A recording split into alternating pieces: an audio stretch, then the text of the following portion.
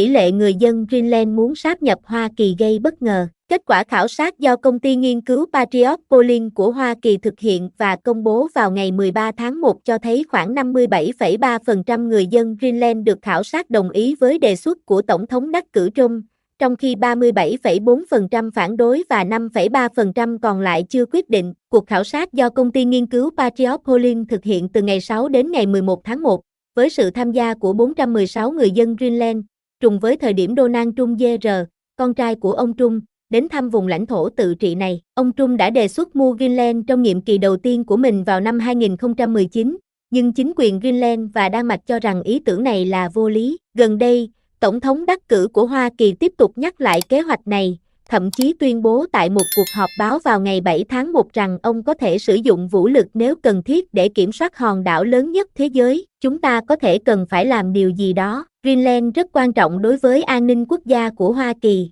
Trump nói. Đáp lại tuyên bố này, Thủ tướng Greenland Muk Eget khẳng định, Greenland thuộc về người dân Greenland. Chúng tôi không muốn là người Đan Mạch, cũng không muốn là người Mỹ. Ông cũng nhấn mạnh rằng Greenland muốn độc lập và cam kết sẽ tổ chức bỏ phiếu về vấn đề này trong tương lai gần. Tuy nhiên, ông Eget không đóng cánh cửa đối thoại với Hoa Kỳ, bày tỏ sự sẵn sàng hợp tác.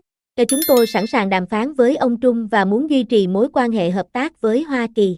Tỷ phú công nghệ Elon Musk ngày 12 tháng 1 đã lên tiếng ủng hộ khả năng Greenland trở thành một phần của Hoa Kỳ, viết trên X, nếu người dân Greenland muốn gia nhập Hoa Kỳ, điều đó thật tuyệt vời. Trong diễn biến mới nhất, các đồng minh Cộng hòa của Tổng thống đắc cử Trump tại Hạ viện Hoa Kỳ đã đưa ra dự thảo luật cho phép đàm phán để nước này mua Greenland từ Đan Mạch. Dự luật do dân biểu NDOG đưa ra vào đầu tuần này và được 10 nhà đồng bảo trợ ủng hộ, sẽ cho phép Trump bắt đầu đàm phán với Đan Mạch ngay sau khi ông nhậm chức. Dự luật nêu rõ, Quốc hội ủy quyền cho Tổng thống, có hiệu lực từ 12 giờ 1 phút chiều theo giờ chuẩn miền Đông ngày 20 tháng 1 năm 2025, để tìm cách đàm phán với Vương quốc Đan Mạch về việc mua Greenland. Vai trò quan trọng của Greenland. Greenland là một lãnh thổ tự quản của Đan Mạch kể từ năm 1979 và dần dần giành được nhiều quyền tự chủ hơn. Năm 2009, luật tự trị đã được thông qua sau cuộc trưng cầu dân Ý năm 2008, trao cho hòn đảo này nhiều quyền kiểm soát hơn đối với các vấn đề nội bộ của mình,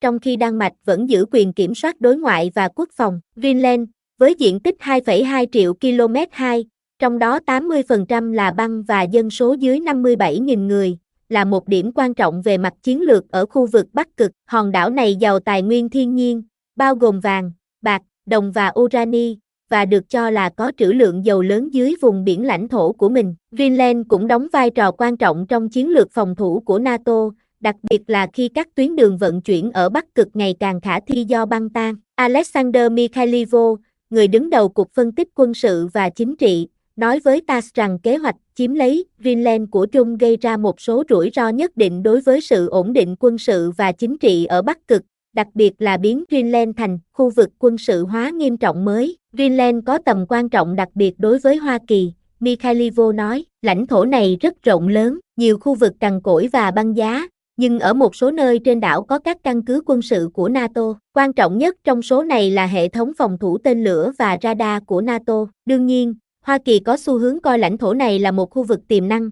Ví dụ, tên lửa tầm trung có thể bay qua Bắc Cực, theo một lộ trình ngắn hơn, tấn công nhiều mục tiêu khác nhau ở bất kỳ đâu bên trong lãnh thổ Nga, Mikhailov nói thêm. Về mặt này, Greenland là một lãnh thổ mới, chuyên gia Nga cho biết. Đầu tiên, triển khai hệ thống phòng thủ tên lửa của Mỹ. Thứ hai, có thể triển khai vũ khí tấn công, chính xác là tên lửa tầm trung và tầm ngắn. Thứ ba, lãnh thổ này rất quan trọng đối với sự phát triển kinh tế. Người Mỹ đã nhiều lần tranh cãi với Nga về thềm lục địa Bắc Cực, về việc khai thác tài nguyên thiên nhiên trong tương lai từ đáy Bắc băng dương nói chung, Mikhailov nói.